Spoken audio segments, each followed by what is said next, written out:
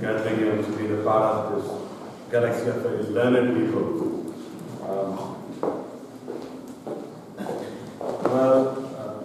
Most of my initial thoughts, being talent with the loss is that whatever you bring your mental notes are probably discarded by the time 4th, 5th speaker and on. So I was trying to reconstruct my thoughts. Very stimulating, theoretically, I would refer to Dr. Dishti's thoughts about the state of Sindhi Nationalist Party, the relation to very critical questions he has raised. I wish we had time and opportunity to debate that part, but unfortunately, the time doesn't permit. I'm sure the representatives of our Nationalist Party, which I can see some of he has highlighted, seems quite a relevant thought to debate on. And of course, I channel because I will try to confine my thoughts about the topic that I was supposed to be talking about, and that's about the emerging challenge of nationalism, fundamentalism, religious extremism. Though it's not new for the region where we live, but certainly its emergence in Sindh is rather nascent, and its speed is really alarming. It's getting its rise. Now, it is Zia Saab took a start of the historical perspective, and certainly it's not the phenomena that came to surface after 9/11. Our history doesn't start from 9/11. That is, unfortunately, most of people will start history out of 9/11. But what's happening today in the region, and particularly in Pakistan, has very deep roots. I personally believe that this religiosity and religious extremism had a part of the DNA of the state of Pakistan. How a state which was originally conceptualized for economic and political rights of Muslim minority eventually turned out to be an Islamic state. How it converted? Who did it? Was it really an Islamic state? If so, why Jinnah and Iqbal were opposing Khilafat? Was it an Islamic state? If so, why Jinnah was ready to accept the cabinet mission plan in 1946, just a year before actual partition? So it was a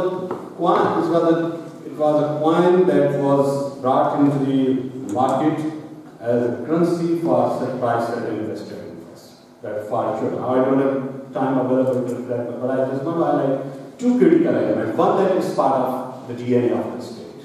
Second, let's be very clear who is responsible for what's happening today with us.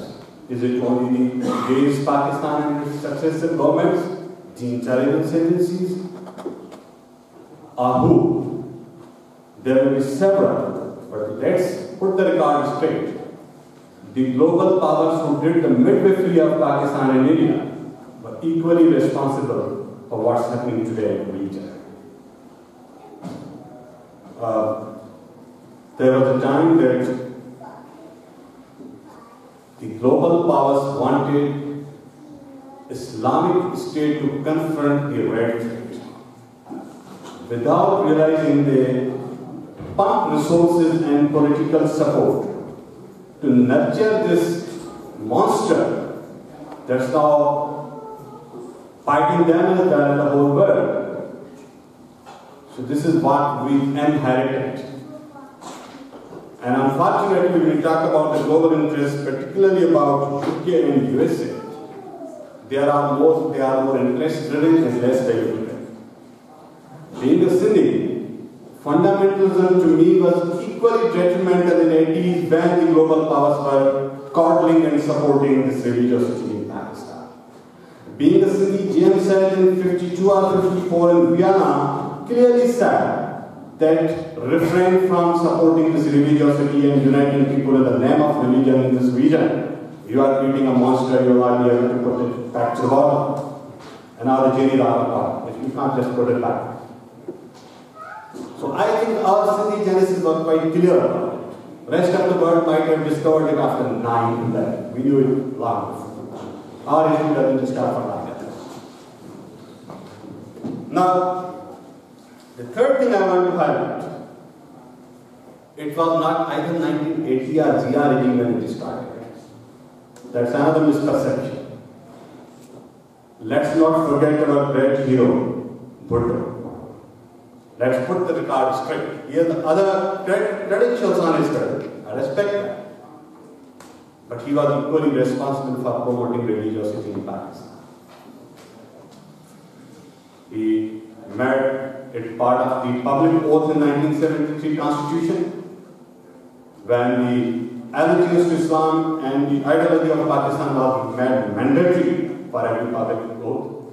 It was coined as Islamic state. President has to be a Muslim, that was not before that. Now the contradiction is, every citizen has equal rights in the 1973 Constitution. But the same Constitution says the President can only be Muslim.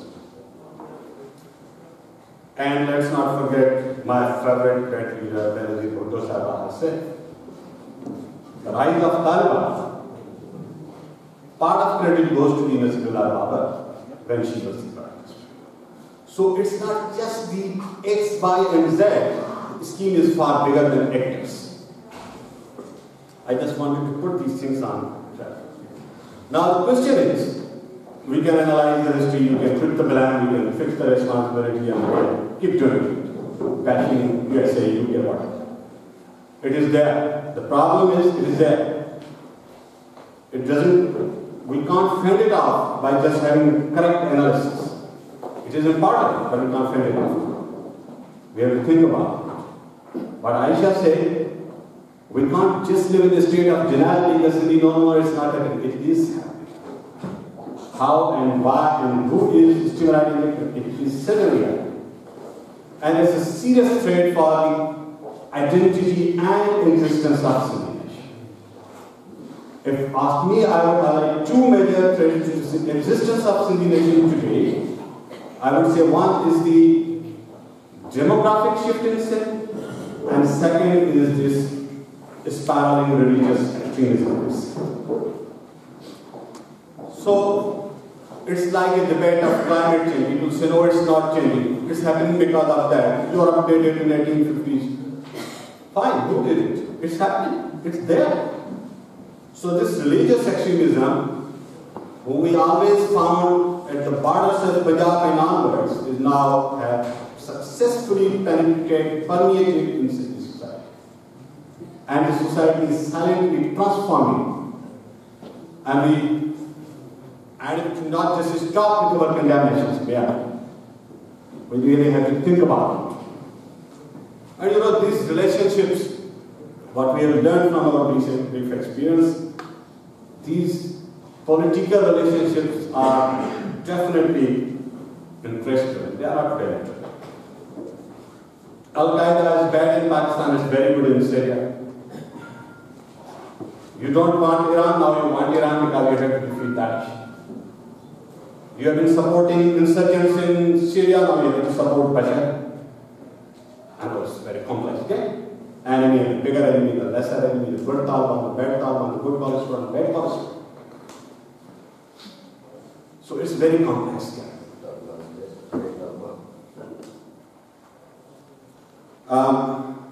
I would like to highlight two internal and external challenges in this context. Internally, how it is getting more impetus.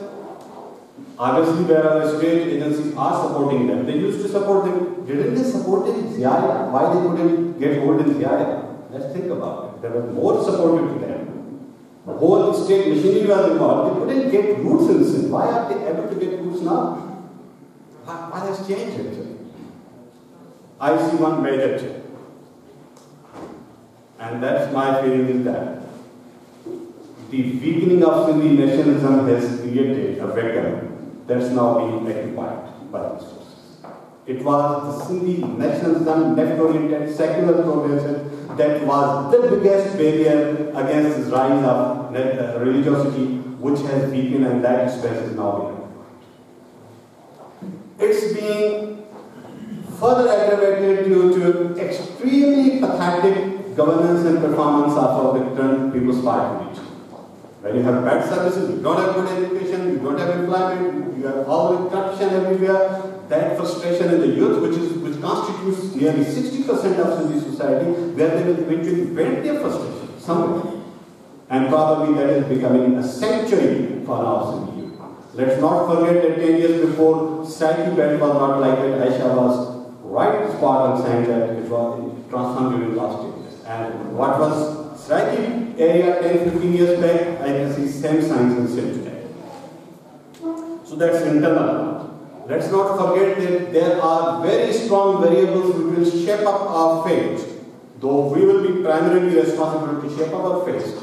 But then there are strong external variables and elements that will influence the future of Sindhi nation and the region. I will just highlight few. The possibility of new Middle East map. That's a possibility. Departure of NATO from Afghanistan. How will Afghanistan behave in the coming years? How will behave with Afghanistan in the coming years as well? Not just Afghanistan.